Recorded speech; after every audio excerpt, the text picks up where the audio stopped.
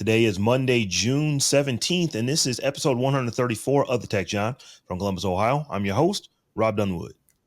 And coming out of Philly, it's your girl, Tech Life Steph. And out of Atlanta, this is Terrance Gaines, a.k.a. Brother Tech, a.k.a. Happy Belated Father's Day, a.k.a. Happy Upcoming Juneteenth. Right.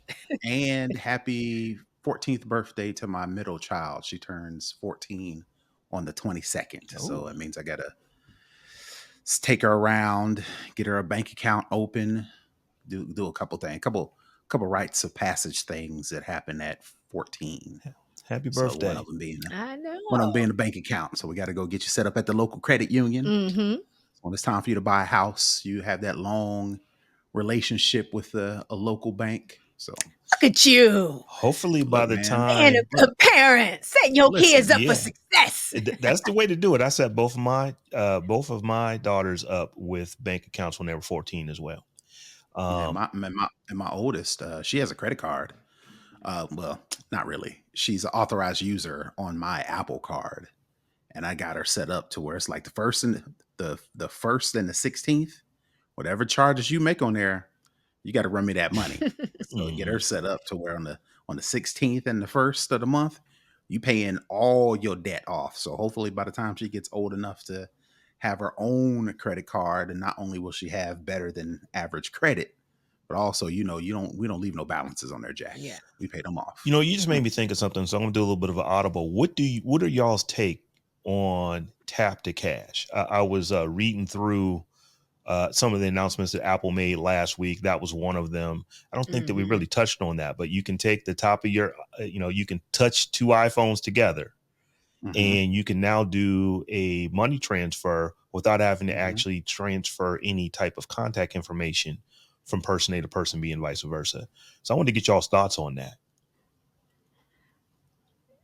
Steffi, you looking like I'm just like, well, I mean, mulling it over. It's Apple, so I'm gonna give them the benefit of the doubt as it relates to security, but it's also just a very attractive thing for people to figure out how to exploit.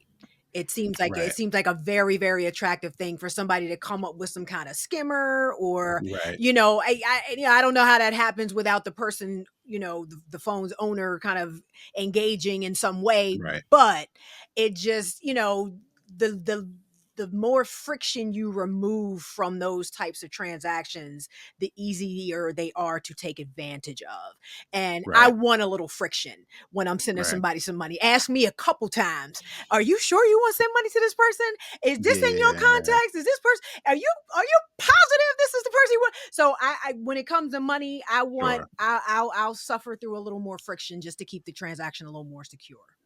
Right. So the way this works is similar to AirDrop, but instead of just AirDropping a picture or AirDropping a video or AirDropping a link or a phone number, you would AirDrop money, right? The benefit to this, like Stephanie said, is it's easier. So if you are selling something at a festival or taking donations, for raising for, I don't know, for scholarships or whatever the case may be, you trying to get you and your team to the AAU basketball championships. I don't know, instead of having to finagle with, all right, open up AirDrop now. You got to make sure your AirDrop is turned on, and you got to make sure that you turn AirDrop contacts everyone for like 15 minutes.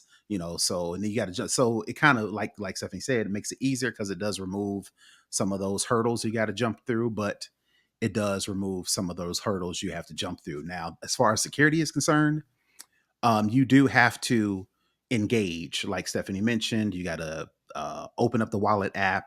You got to, set up the Apple Cash, make sure you got enough money that you're trying to send.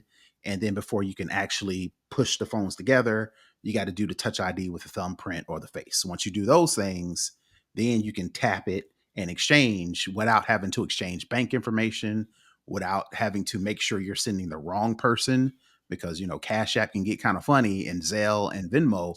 Once you send that money, it is gone. It's gone. Yeah, it's true. So instead of fat fingering in somebody's phone number or cash tag or whatever you want to do, you're touching the phone. That's almost like a validation in and of itself that this person with this phone It's the person I want to transact money with using this phone, Right. right?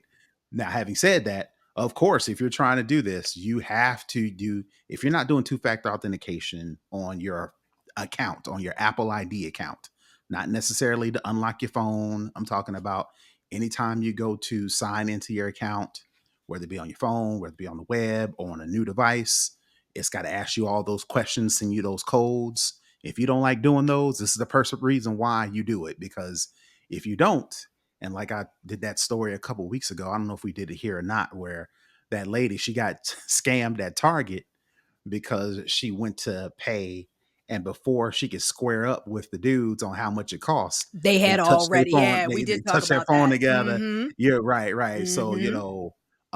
now that it's becoming easier, like Stephanie said, removing some of those roadblocks, you're gonna have to do your own due diligence and make sure you know how much you're trying to send, and that you are initiating with the person that you want to send to. You gotta, I hate to say it, but you gotta make sure ain't nobody around, make sure ain't nobody gotta run up on y'all and touch their Right, phone. right. That's the thing. It's Mhm. just like you just leaving yourself open, man. Just Right. listen. Here go 20. Let me hand you $20, like because Yeah. ain't nobody got time for all that, man. Seriously. Right, right. Yeah. So there are some definite tradeaways, definitely some definite takeaways on pros and cons. Because if you are one of those people, you want to make sure you're sending money to the right person. While this may be the right avenue, there are some ways that people can, you got to just jump through the security hoops. And enough people are not doing the security hoops right in order to make this as smooth of a transaction that Apple wants you to believe it is, when it is, but you got to jump through those steps. And if you ain't, you getting your money yanked, and then you the one mad, and they gonna, well, security and this and, well, no, you put the little, you don't. Another thing you can do is you can add a pin to the Apple Cash. So you have to enter a passcode. You can't just do thumbprint and Face ID, because that's kind of easy. If I'm just like, I'm already got my finger Mhm. on the home button, that's already unlocked it. Or if I'm just looking at my phone, it's already face unlocked. So if I'm on my phone trying to make sure that I'm putting the right number in there, somebody touch the phone, it may work. So you got to jump through those steps. And if you're not, then yeah, you do run the risk of somebody trying to figure it out, because they always do. I am with Steph on this. I want "Are you for real mode on anytime I'm Hmm. giving somebody money. So the fact that you just said that you can put a pin on it, that makes me feel a little bit more comfortable, because that pin would be probably, well, I don't know how it's set up. I would hope that pin could be different than the pin you just set up with your phone. Yeah, yeah, Um, yeah. The same way Cash App. Cash App kind of does the same okay. thing, to where you have the option. It's not turned on by default, but you have the option to use a PIN anytime you send or receive money in Apple Cash. And this is in addition to sending them the money, in addition to confirming you have the right person. It's like, enter your PIN, not your face code, not your thumb ID. Mhm. Okay, that makes me feel a little bit more comfortable, because when I was initially reading this, I was like, so they're gonna basically make it so that you can never say to anybody, "Hey, I forgot my wallet. Can you get me right Right. fast?" Right. That's never going to. It really hasn't been the case for a while anyway, because Cash App, Venmo, Zelle, all these other things that you could do, that it really hasn't been a problem. But now it's like, oh, just tap your phones and you're good. And it's like, you don't need to have any physical money on you anymore. But then I got the thought of thinking about it, I was like, just Mm. don't know if I want it to be that easy. So the pen makes me feel a little bit more comfortable. So I'm glad that we did that audible. Terrance, you was able to explain it to the folks out there. Hmm. But let's go ahead and get into these stories that we actually had in our lineup. The first one here is really interesting. I cannot wait to get each of you's take on this. I'm just going to just read the headline that I pulled right off of The Verge.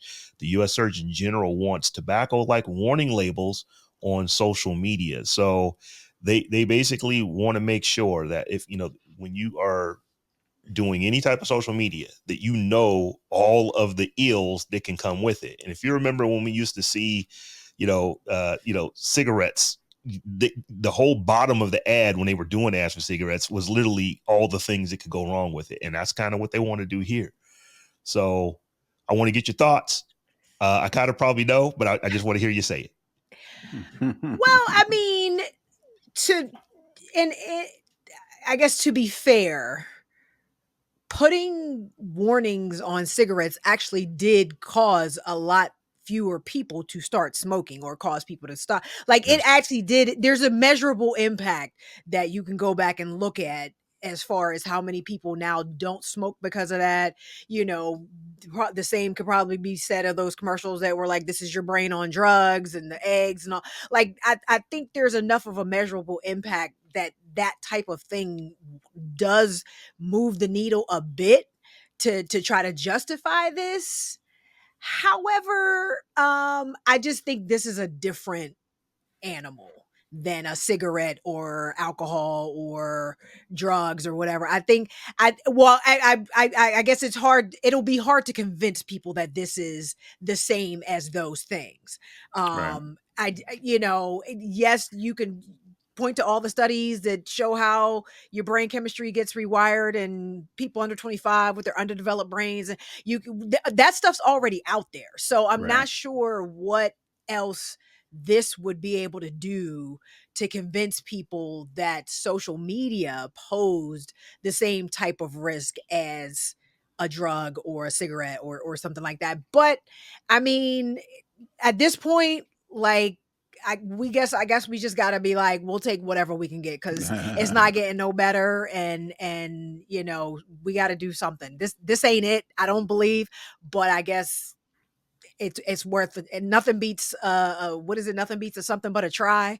So whatever that saying is, then just let's try it. I don't know, man. Well, not they. This has been tried before with internet service providers. Just Mhm. recently, they making internet service providers put Surgeon General, not Surgeon General, but the daily nutritional value stickers. So if you go to a store, you open up any package, whatever, they on the back it's got nutritional facts and it tells Mhm. you how much of this is in there, so on and so forth. They did this with internet service providers just recently to where internet service providers had to put in their hidden fees and they had to outline them similar to a nutritional fact on a any type of food, right?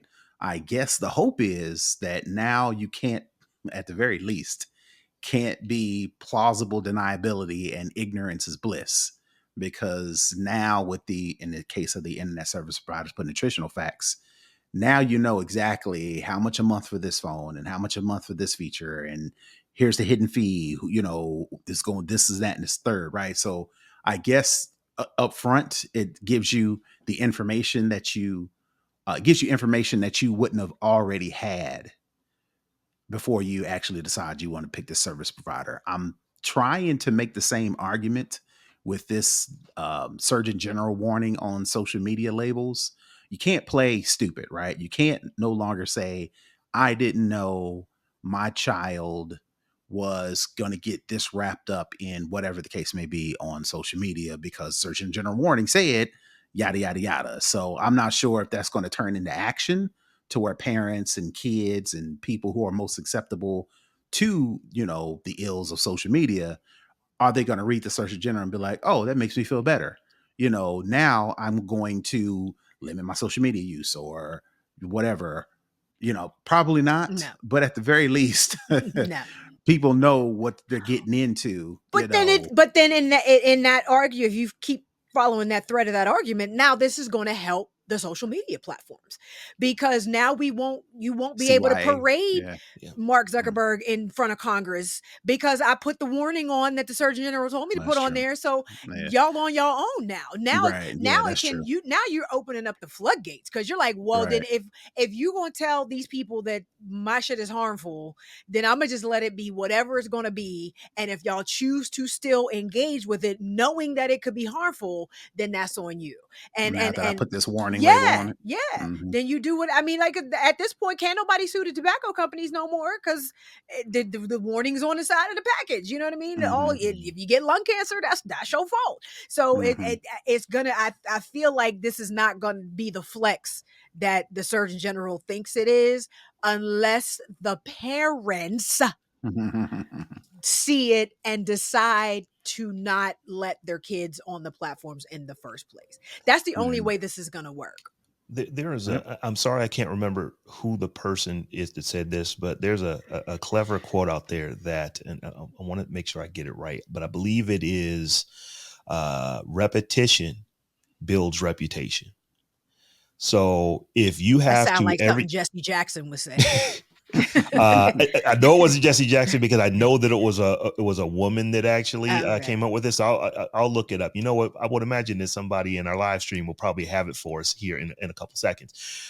But repetition builds reputation. So if you keep seeing over and over and over again, every time you open up the app, you got to scroll through. Here's all the things that it could do, to harm you. At some point, somebody's going to say, I probably really shouldn't be doing this. Because as you said, Steph, it did work to an extent with cigarettes. I wouldn't say that warning labels are the primary thing that have gotten smoking Mhm. numbers now, but it probably did something to where folks are like, oh, I really didn't know that it had all this in it. I really didn't know that it could do all these things to me.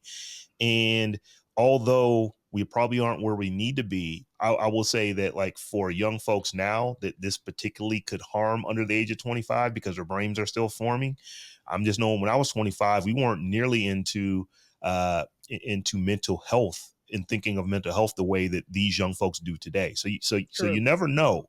It absolutely could, just because if you have to see it. I want to see how this comes up. It's like you open up the app and you got to scroll through and click a checkbox or Probably something it's like not that, as and they're No, going to scary make it for no, annoying. boys they're gonna make it as Yeah. unobtrusive as humanly possible. It'll be Mhm. like fine print at the bottom or In the or in a whole profile. right. Yeah, go It's through the yeah, no, they're gonna make it as unobtrusive as they can legally get away with. Trust. mhm. Trust. You ain't even gonna see you want to dig to find it, Yeah. honestly. And we have to see if this is even going to be something that goes through. It's like, this is what Surgeon General saying that he would like to see implemented. I don't know that that's going to be the case. So we'll see. But as I was just listening to each of you talk about it, I do think of that quote that reputation is built off of repetition. So if you keep seeing it over and over again, maybe it will do something. But parents, you have got to take notice of what your young folks are doing. You just got to. It's like it's going to be a repetitive theme for this show because we talk about social media darn near at least once or twice a month on this show. So it'll be something that comes up over and over again. So this next one, y'all, is a story. We've been covering it for a while. So for those who are not familiar with the Fearless Fund is Steph, should we call it? Is it technically a venture capital firm? It's That's kind of like that, that's what they but were calling themselves, but they're giving grants, so it's not yeah, technically yeah, venture. It's not technically right. VC. But long story short, this program started up out of Atlanta. It specifically was creating $20,000 grants for Black female business owners. And long story short, they got sued because folks said, well, you can't create a fund and you're basically you're being racist when you say that this is for a specific race. And they went back to some ruling back in the 1800s, right? When we were in Reconstruction. And the law then was you could not prevent things for African Americans, and they're saying no, that law goes both ways. Now you cannot do things specifically for African Americans. So this is a court case. They basically had an injunction to where they could no longer give these grants, and now they have lost their appeal. So they've got to wait until this goes to actual court. We don't know what the end is going to be on this, but we're kind of seeing the signs. So the reason I bring this up is because we said that we would keep following it. But what's happening now is that all kind of other organizations that do these type of things where, hey, we want to go and we want to correct some inequities that exist in our society by helping women or helping, LGBTQ or helping African Americans or whatever the case is. They're kind of like, I don't know what we should be doing right now. It's like, are you, is the government, not the government, are factions going to come after us for doing things where we're specifically trying to help these marginalized groups? So this has turned out to be a whole mess. A I whole think we mess. thought that it was going to be, but I just want to get you guys' take on this, because it's like you essentially have it where they want to go after arguably one of the, African American women arguably are at the bottom of the totem pole, or right there next to the bottom as far as who gets funding when it No, comes to we're at creating the bottom. businesses. At the bottom, I wasn't We're sure at if it the was. bottom. I thought it might have been maybe Native American women might have been down there too. But if we're at the bottom, so we're at the bottom of that, and we can't do anything to rectify that because we're worried about the folks at the top. Well, so define we can't do something about it, right? Because I think I mentioned when we first came up, when this first story came up, this Fearless Fund is specifically, exclusively, loudly saying that this is a fund to where we're going to give X amount of dollars to Black women, right? Are you trying to fight the good fight, or are you trying to give people money, right? And I Right. know that you want to kind of do both of them, and you want to kind of publicly exhibit that you're trying to right wrongs, and you want to make sure that this country knows that are all these smart Black women founders out here who are doing dope things.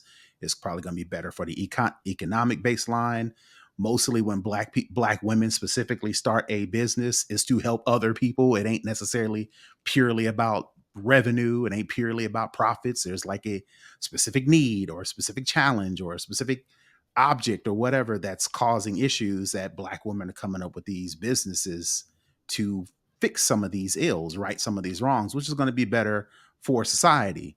The question to them now, to me, is, all right, are y'all trying to give this money, or are you trying to fight the Like, good do you fight? want to be right, or do you want to be, do you want to help people? Do the Yeah, job, yeah, right? yeah. Right. And go ahead. I was just going to finish it Yeah. by saying the one way you do that is hide the fact that you are giving this money specifically to Black women.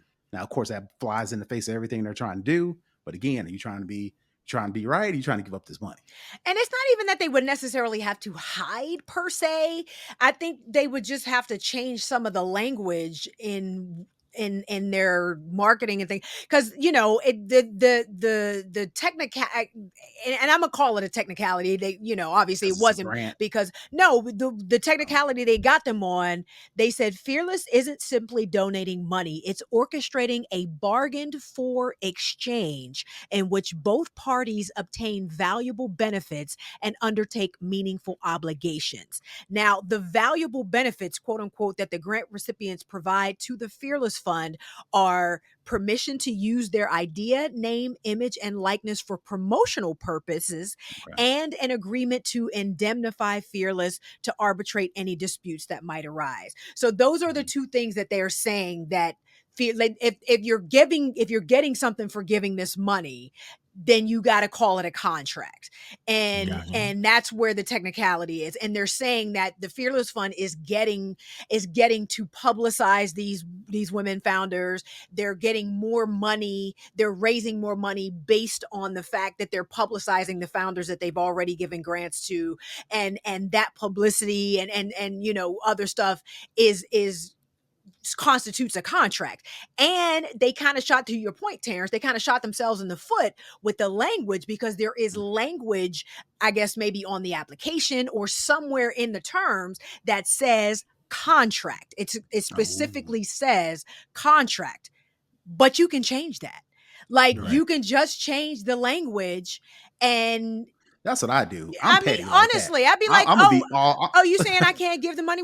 First of all, cross I that line can out. give money to whomever I want to give money to. You Right. know what I mean? That's first of all. So, even if I didn't change a thing, anybody that came in there that wasn't a Black woman, I'd be like, well, they're not a good fit. They Right. didn't meet the requirements. They weren't a good fit, because we use culture fit as an excuse for everything So you in the mean like Valley. how every other venture capital firm does stuff? Right. Okay. Like, oh, they Yeah. weren't a good fit.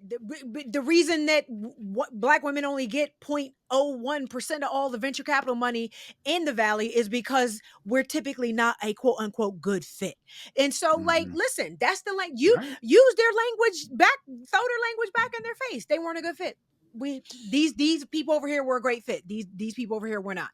I'd be super I petty if would that be was me. really, really petty. I would get so far as to bring, and again, poor white women trying to get some money. I'd bring them in and get all the way up to the point where we got to sign, See, give them you money, and real be like, petty.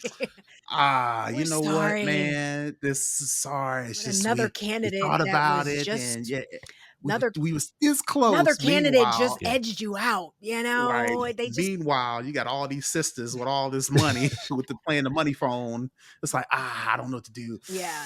It just be like that sometimes. Honestly, So, And there's a yep, lot of semantics that I yep. think the Fearless Fund could probably overcome. Um, I don't know whether I think it is a matter of principle that they're standing on right now, which I'm not mad at, but that doesn't get us Absolutely the not. money that we need. It's so, tying you up, slowing you down, got you in court, Right. it got you in the news for all the wrong reasons. Right. It's like, I get it. If you want to fight that good fight, I'm with you 100%. Or again, that just know you're gonna be fighting that good fight, because clearly there are people out there that do not want this to happen come hell or high water. so I And think it's like, are you gonna fight that? I think two things are going to happen.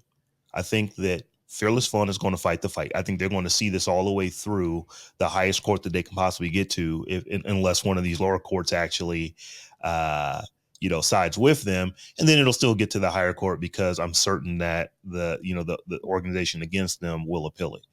I think that's going to happen. I also think the other thing has happened. It's like, oh, show us the playbook of, okay, how do we do this legally? Oh, so we can't say that this is specifically for this protected class. Okay. Then Right. we're not going to say that. So We'll say something else. so you're just looking for certain types of businesses. And when you're doing your due diligence and understanding those businesses, you're going to make it, well, we just felt comfortable, so this is why we gave them money, because that literally has been used as reasons for not giving other companies money. It's like, why did you give this company money as compared to not giving that company money? Well, we talked to the founders, we talked to, the board that they were going to set up, and we just didn't feel as comfortable with, this group as we did the other groups. So this is why we decided to go in this direction. That has worked for the history of Earth. The companies have been doing this kind of thing. So I think that what these organizations may have to do is kind of just, I can't say that Play this the is game. specifically Play the game, for baby. African American women. I'm going to say that this is for people who are doing these types of things. And then you just come through, and we're going to review your application, look at your company, and make determinations on who we want to give the money to. And we will see how that goes, because I'm certain that there will be people, wait a minute. If you were to look at the population and look at the percentages of the population, why are they having so many go to this group? And it's like, yeah, while you're fighting that, let's go ask all these other venture capital firms, why, when you look at the percentages of the population, why are so few going to these groups? That Right. argument has to swing, both ways. Our pendulum, I should say, should have to swing both ways. So it will be interesting, but it is just, I understand exactly what they're doing. There was a law that was put in place during Reconstruction that said that we want to make sure that Black people have the opportunity that everybody else has. I get why they created that law. It is just that, we're going back to a law that is 140 some odd years old to determine why we can't do things to correct the things that the law initially was put in place for to begin with. I would just love to ask the people that are so bent on Hell-bent doing on. this, do you want us to pull ourselves up by our bootstraps or not? No, Like, I'll answer that. honestly, because you can't talk out of both sides of your mouth, and that's basically what you're doing with this suit. On one hand, I don't know a white person that hasn't said, or thought, why can't Black people just get their stuff? Like, my parents, they always do. My grandparents came here with nothing, and were able to do, and why can't Black folks just? Low key. And side note, that ain't just for white folks either. I've heard a lot of Nigerians, I've heard Like, a lot of Jamaicans, I've heard a lot of everybody, Africans come over here and say listen, the same why thing. can't It's Black like, Americans just wait a get minute their now. stuff together? And then we go and get our stuff together, and then this is what you do. It's just like, I really just, I don't understand it. For the life of me, I don't understand it. That's all I can say. Like I said, I'm all right. We playing the game now. Let's play the Yeah, game that and being petty with it. it's Basically, petty sadly Betty. Yep. that's where we have to go. It's like, it's, and it's not going to even be a, a head nod or a wink or anything like that. You just have to, okay, I legally cannot say that this is who these are for. Okay. But we've never had problems when other companies have just always not given money to these groups. Are you going to have a problem if we And always do? How do and you look at that? you don't they don't have a problem not disclosing their data on these kind of things. Like, federal government's been asking tech companies for data on hiring and diversity data for years that they have never provided. So, like, do we even need to tell y'all? Like, that ain't none of your business, especially if you're talking about a grant. That's really not any of your business. So I don't know. I definitely feel like there's some ways around it, though, that we need to just start being like, F it, we gonna do the same thing y'all do, and then if we going down, I'm Nino Pulling Brown in everybody here. right. Yeah, I'm Nino Brown in here. If I'm going down, I'm taking everybody down with me. Forget Right. it. Uh-huh. Forget it. So I'm not sure which one of y'all stuck this in here, but it was a story out of Afrotech about are more blacks going to start finding their ways to Ancestry.com, because what Ancestry is doing, it looks like that they are, and I want to make sure, I think they're making this free, that they're going to use AI to go and pull news articles. Like, is it from like 34,000 news articles? They announced on June 11th, 2024, Ancestry announced the publication of a free collection of 38,000 newspaper 38,000. articles related to more than 183,000 enslaved people in the U.S. from 1788 to 1867. Ancestry's mission in launching the new newspaper article collection is to help descendants expand their family history research and discover connections. So they used AI to help. They're going to use AI to help users search these records for names of those in their families who were formerly enslaved. By piecing together individual stories, researchers can construct a more detailed picture of the lived experiences of Black Americans, enriching our collective understanding of history. So I don't think they're doing it. Well, I don't know. It's not clear if they're going to give access to this collection to people for free, or if you need an ancestry account, or that really wasn't super clear from the article. The way you asked the question, though, are more black folks going to start finding the Ancestry now? So I will just say this. I never really had a visceral reaction to sites like Ancestry.com that are using public records and actual newspaper clippings, in this case, and documents and stuff that you could go and find. I have the visceral reaction to DNA stuff. Yeah. That's what I really don't. I'm not trying to spit in the cup to go find this information, because I just see so many nefarious ways that can be used against us. This one, hey, you know what? If it helps, and we need to make sure, and if it is free, it is free. I'm looking at their press release now. It says is going to be available to everyone at no cost. That is a benefit to them, because that might get folks to actually, let me go see what I can find. And you get, based off of these 38,000 news articles, you might get a bit of information. But if you want to do other stuff, then you got to sign up that account and go in and then pay them. So I look at this as lead generation, for them, because it probably is going to pull quite a few folks who want to go see, oh, wow, let me go check out what's in this archive and see if we can't find anything. And that may lead more people to go ahead and sign up for accounts where Ancestry can ultimately make some money off the back end. And I'm not mad at them for this, but, to be clear, because when we start talking about like genealogy and stuff, I know a lot of folks, at least a lot of folks like me, start thinking about, wait a minute, do I got to spit in the cup for this? Do you need a cheek swab? And this is just me. I'm not talking about for everything. I know Skip Dates does, his thing on PBS where, every week he's got someone on there and they're going through their ancestry. I just personally, that's not something that I would do. But this here looks like it actually could be a good benefit for folks, just to find out what was going on, and using AI to go make these connections way more quickly than you probably could by, saving a link here, saving a link there, so on and so forth. Well, I'm pretty sure free ain't free. I'm pretty sure you had to give something up, i.e., Well, whatever your information that you personal, entered. your Yeah, data, at a minimum.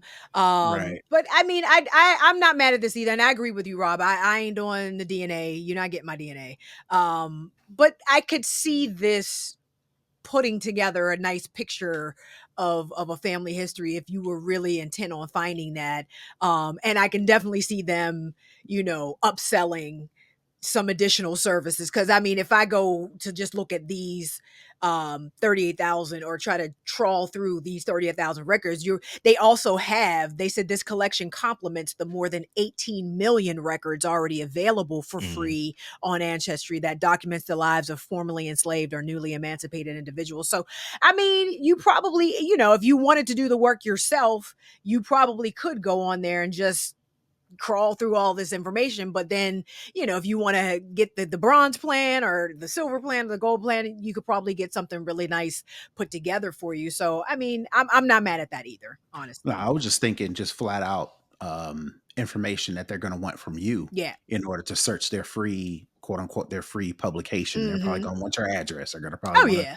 the All last that. 5 addresses you went to. Your mama's address, your grandmama's Well, address. they gonna need All those that stuff. names, Right. grandparents, great Right. grandparents, like And all I'm of that. and I'm and I'm pretty sure they're not going to use that just to find your people. They're going to take that data and put it into their servers or whatever, and they'll use that to create Listen, maybe not just a profile on you, but just in general, just more information, more data that they get to collect by giving something away, quote unquote, we for all free. know when something is free, that means that you are the product. Yeah. Yep. That being said, I don't per- I don't really have an issue with this because you kind of know what the game is when you're going into it. It's like, okay, in order for me to be able to figure out who my people are, I got to tell you about the people that I know so that you can use Hmm. your database that everybody else has gone and done this and start making some correlations. If you didn't know that that's what Ancestry was doing, we're telling you now that's what Ancestry is doing. So I don't particularly have an issue with that because your information is being used for other people to come and use the system, which makes the system usable in the first place. As long as you go into it knowing that, hey, my, folks are going to be able to figure out that I'm their, second cousins on my great grandfather's side or Right. whatever. Right. That's kind of the deal with this. If you weren't willing to do that, why are you in the system in the first place? But yeah, everything has a cost. Nothing is for free. That, ancestry.com, although they have said that they are doing this thing for free, they are a for-profit organization. So as I said, I believe what this is, we can do something really cool here with these 38,000 articles and AI that's going to bring news, news our way because AI is running the world at this point, has been for the last, since November of 2022, I guess. That's where things are. So if we can put that out there and we can get more people to come and look specifically at just this, and they say, oh, wow, I didn't know we could do all this. Oh, you can do these other things. Oh, that's only, $19.99 a month. Let me go ahead and sign that up so we can do some more research before this family reunion we got coming up in 2025. So Hmm. I am a fan of this, but when I initially saw it, I was like, wait a minute, do I got to spit in the cup? That was the first thing that popped into my head because I am just, like I said, I'm not speaking for everyone. I'm not speaking for all African Americans. We are definitely not a monolith. There are many of us who do these things. Just for me and mine, I am not for giving privately held companies or even publicly traded companies my DNA information because that is the essence of who you are. And you Yeah. never know how that data will be used at some We point ain't later. doing it. And I wanted to be perfectly honest, I probably ain't doing this either. Just 'cause I don't necessarily want, I mean, I don't need, to your point, Rob, people having access to me and being able to figure, I mean, like, it would, do I care that I have a 12th cousin 3 times removed somewhere? You know what I mean? Like, no, I So, don't, and honestly. this is my naivety on the system. I wonder if there's a way to obfuscate who you are until you actually agree to, oh, yes, I'm going to allow this person to, Good to luck with connect with that. me. Right. Yeah. Listen, once you in there, you in there. You in the Mhm. system. And that don't this thing free don't stop, like Saray said.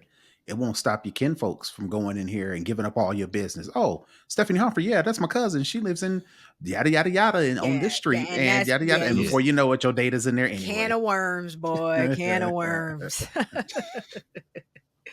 I'm good.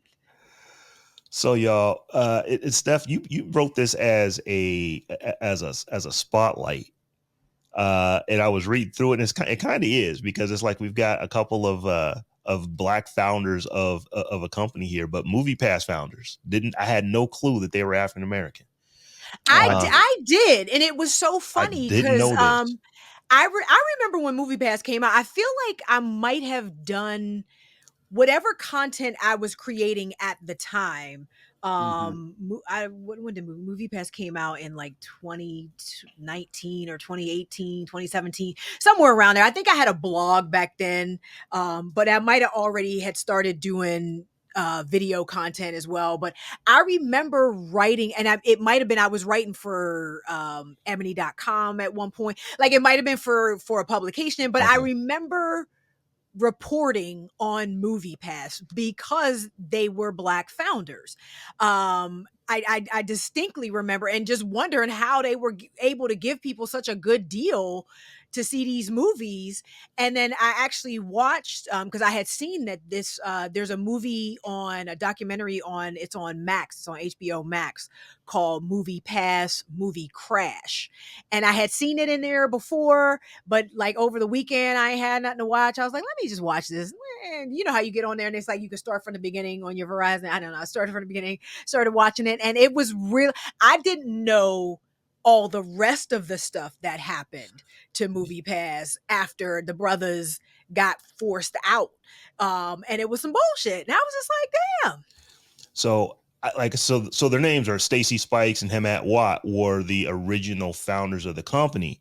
But Mm-hmm. where I picked up and started knowing about Moviepass was when Mitch Lowe and Ted Farnsworth took that job over, and they was doing all And they kind of scandalous stuff. So it's like, took that joint over. they could, I don't, who knows if they're gonna see actual jail time, but they might actually be convicted felons by the time all this is said and done for all the They're still waiting scams that for they were trial. I don't running. know, Terrance, you shaking your head, but they still waiting for trial. So I don't know. You talking about talking about the people who took it over and ran it into the ground, Right. that they're going to see the inside of a So jail it cell. wasn't even just that. They was straight up scamming folks. I mean, it was Right. when you go back and look at some of the things, and I actually now, based off of Steph, what you have said and reading this article, I'm probably gonna go back and watch this article because it seems like it might be compelling television. It was But very good. I enjoyed it. these dudes, this article out of Vanity Fair, it mentions that they are the great hair white men that kind of took it over and just took the company to crap, doing all kind of crazy stuff with billing and making promises, things they were going to do that were And make violating SEC rules. So they and then to make matters worse, when the brothers got ousted, they were like, "All right, fine. Y'all done kicked us out the party, the house that we built. All right, fine, fine. Just don't destroy the company until we get our Mhm. vested money." Right. They couldn't even get their money. Right. They was vested for like 80 mil a piece.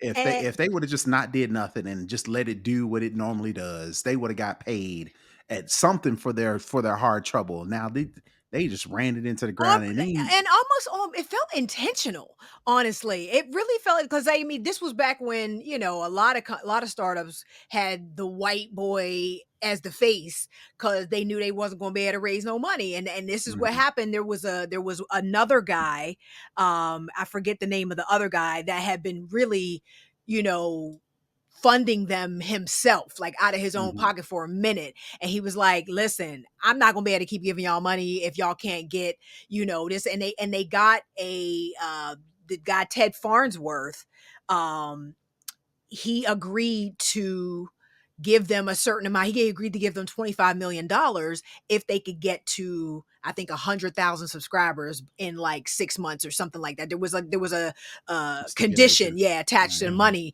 And the man that had been giving them the money previously, who had just been like sort of angel investing them, bootstrapping them angel wise, was like, y'all gonna need to get somebody else up in here because y'all not gonna be able to get that money until or you're not gonna be able to get the subscribers, you're not gonna be able to get the eyeballs on the platform until we get somebody white and up in here. So they went and got like you said, Rob, Mitch Lowe. I think he had been with Netflix or Redbox before that. And and they got the subscribers, they started doing all the things, but they was doing it real shady and then just burning through money like it was water. And it's just like, but y'all actually do know how to run companies. I'm assuming at least the boy from Redbox, like you actually do know how to run a company. Like how did Or you do let they? it Or do or they? do they? Or do they just skate? Or do they Because just I'm like, skate how did around? you let this happen? They just skate around from company to company, getting their little severances, getting their little being allowed work to off, fail forward, as they say, and just move on to the next company. And then so they probably looked at Moviepass as like, yeah, this ain't going nowhere, or we're gonna have to work a whole lot harder than we want to make this into something. I'm talking about the white guys who took it or over we could after just get that. over on these brothers and take it over Or and you know what I mean, or just we can straight just drive it theft. into the ground Straight and just theft. move on to the Yeah. next. Yep, Straight and theft. just move on to the next. We ain't going to jail. So Don't say that. I still have hope that they gonna have to face their consequences Well, because they're we actually. know I think this. They, you know what? Maybe they want to run for president in the future. You never they know. are right. And so clearly, it's Be not the gonna make a convicted difference fella if they kind of go to helps with jail or that. not. But they are awaiting trial. It was at the end of the they're currently awaiting trial. I think it's this year. Is their trial, but you know the quasi happy ending. Stacey Spikes has reclaimed the company. He bought the okay. he was able to get the company back, and is working to build a model Reestablished. that is reasonable and may actually work. I say all this to say his book came today. I bought his book today. Well, I bought Okay. it and I got it on Amazon, but it came today. It's called Black Founder: The Hidden Power of Being an Outsider. So just some light reading. This will be going to What's his the name? Stacey Stacy Blank Spikes. Spikes. Stacey Yeah, Spikes. Stacey Spikes. And he seemed, oh my God, you gotta see the thing. He seemed so hurt. Because they literally just, when the CEO came in, he got made COO. But then it was just like, we just don't think you're a good fit here anymore. We don't think, I mean, literally just walked this brother out of his own company. He like called his wife and just was like, Here's the thing. I'm making it that. my mission to burn that company down in spite of all the hard work I did to build it up. So, if you can walk me out like so that. I don't know if getting founders out of a company is well, I do know that's not a black and a white thing. That is just a thing. It is very, very common that when you have people who have founded a company because it's their baby, that once you have venture capital come in, once you have management consultants come in, their first goal is to let's get these folks up out of here. They're going to get their money, but let's get them up out of here so we can do the things that we need to do to take the company to the next level without necessarily caring about all the people who work here, without necessarily caring about the vendors that we've already established relationships with. That's exactly how it went. And they just, here's what we're going to do because this is what's going to make us money quickly and put a return on the investment that we've come in. We've seen, what was it? Mitt Romney's company, Bain Capital. That's what these type of companies, that's what they do when they come in and invest. So it's not always that's how Red Lobster got taken down. Yeah, it's not always to see the company do well. Sometimes it is just how can we extract and get our money back plus a little more as quickly as humanly possible. And bounce. Let's go get the bag, get in, get out. So I don't want to say that that's always the case, but it is often the case that even when you have folks who are coming in that truly are trying to take the company in the right direction, they want to get those initial founders out just because it makes it easier for them to move because they don't have all those connections and it's not their baby. It is a lot easier to go and we're going to lay off, 37% of the workforce. When you don't know them, that's a whole heck of a lot easier to do that as compared to when it is 37% of the people that you personally went and hired and convinced them to come work for you, as compared to going to, a big six or a FANG company or something like that, with their skill set, and they've invested all this time. It's like, oh, we got bought, now you got to go. So that is a big thing, but I am way more interested in this now that I know, who founded it, because it's like, what I've heard of this is like, oh, these dudes is out here scandalous with what they were doing. It's like, I remember the big news that came out a little while back was that they knocked it down to $10, and the Earth's initial thought was, how can you make money when it costs you $10 a month? And it doesn't, you can't even buy a movie ticket for less than $10. Right. You literally weren't making any money. You're going to give someone a service to get unlimited movies for less than what it costs to go see one. That can't possibly be profitable. Right. And it wasn't. Clearly it wasn't. So, but it's a really good movie.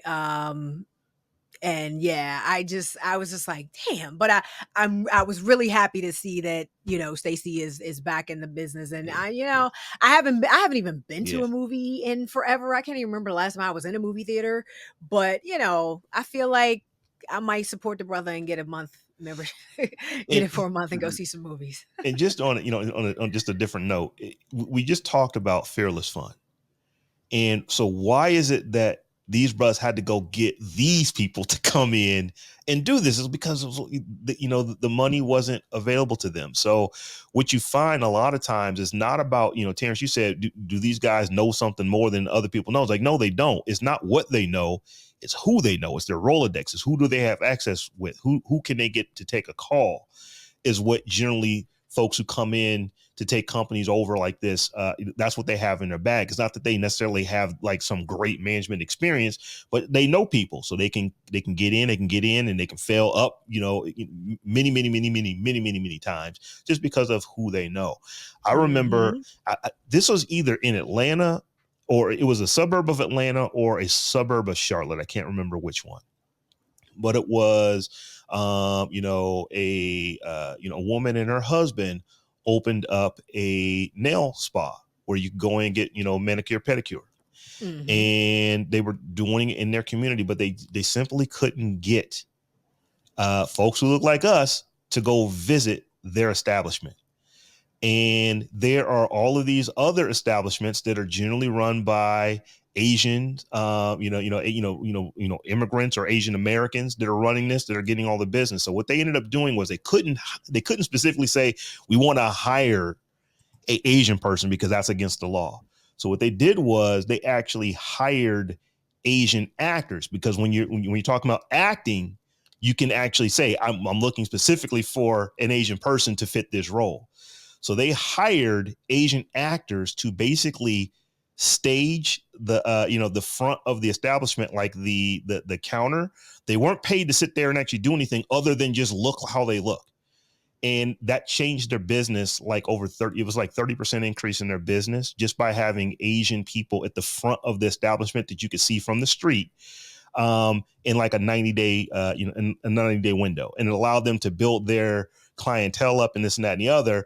And then they, once the actors are no longer necessary, they let the actors go. And then people sued and said, oh, you're doing this. But I can't remember. It was either like a suburb of Charlotte or a suburb of Atlanta where, those kind of things happen. It's just like, it's crazy what people who are trying to just do good service and good business have to, the hoops they have to jump through because of what they look like. And that might be what was the case here.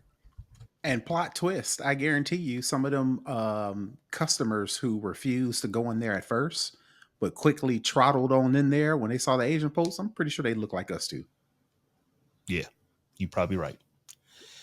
So y'all, good show. We went long last week. We did not this week. We were right around our 55-minute time frame this week. So it was a good show, nice and tight. We had the pseudo spotlight where we're talking about these bros that started up, this company and had to take it away from them and now have it back, or at least one of them does. But we're going to go ahead and get up out of here. We did not have any new patrons this week, but one of our patrons, Andrew, actually sent us a message, Steph. He was basically saying that he had the exact same issue on his M1 MacBook, and all he could do to get it fixed was they had to blow that thing away, rebuild it. They could never figure out what was wrong with it, but he said, and he wrote a fairly lengthy message, and he was just saying that he thinks he had exactly the same issue, and he has, I want to say he was actively using like 3 MacBooks at the same time in the same way, and it was only one of them that had the issue. And like I said, he's like, all we can do is blow it away, rebuild it, and got the one that was made on a Friday. The ghost in the shell. I got the one that was made on a Friday, I guess. Right. I'm just like, it's crazy. And I posted the clip you grabbed Terrance on my Instagram, and it got a lot of engagement. Oh, it got a lot of engagement. Yeah. A lot of folks had a lot of things to say about it. And I'm just like, listen, it is what it is. Apple needs to get their shit together, though. It's been a week. Have you had any more phantom data issues? I haven't. Let me see. I'm gonna check it right now. Real time, live, people. I am gonna look at my storage and see where we are with the system data. Now it looks pretty good so far. Okay. Hold on, I'm about to tell you. Nope, I got 24 gigs of 24.89 gigs of system data. I still have 918 gigs of my hard drive available. So, and I did put, all my software back on my machine. Like I had to put Adobe back on here, and Zoom and OneDrive and some other stuff. So I'm using it roughly in the same way. I did not put that YouTube downloader back on, that could have been the culprit, low key. But I'm using it roughly the same way I had been using it all along, and so far. But I got my cat eye on. But no, so I definitely wanted to shout Andrew out, because he knows he knows how you feel. He was going through the same thing on one of his MacBooks, couldn't figure it out. His only remedy was to blow it away and go from there. But he I'm looking here. The issue went away after he blew it away. So hopefully I ain't the only one. Yes, let's just keep our prayers up that I ain't got to be doing this again, because that was crazy. So, folks, if you would like to become a patron like Andrew is, you can do so by heading over to patreon.com/thetechjohn or thetechjohn.com/Patreon. Either one of those links works. And over there, we've got multiple tiers, any one of which will get you access to our live stream and after party. And a couple of those tiers will get you access to an ad-free stream, so you can listen without ads if you're listening on your podcatcher. So once again, if you'd like to support the show, head over to patreon.com/thetechjohn, the tech JAWN. And any little bit that you can do over there, we really appreciate you. So with that, Tech Life Steph, tell folks how they can get at you. You can follow me all around the web at Tech Life Steph, or check out my website at stephaniehumphrey.com. And you can find me all over the internet at Brother Tech. That's BROTHATECH. And I am at Robb Dunewood on all the things. And we're also at the Tech John, the Tech JAWN on all the things. So come holler at us however you holler. Until we meet again in a week's time.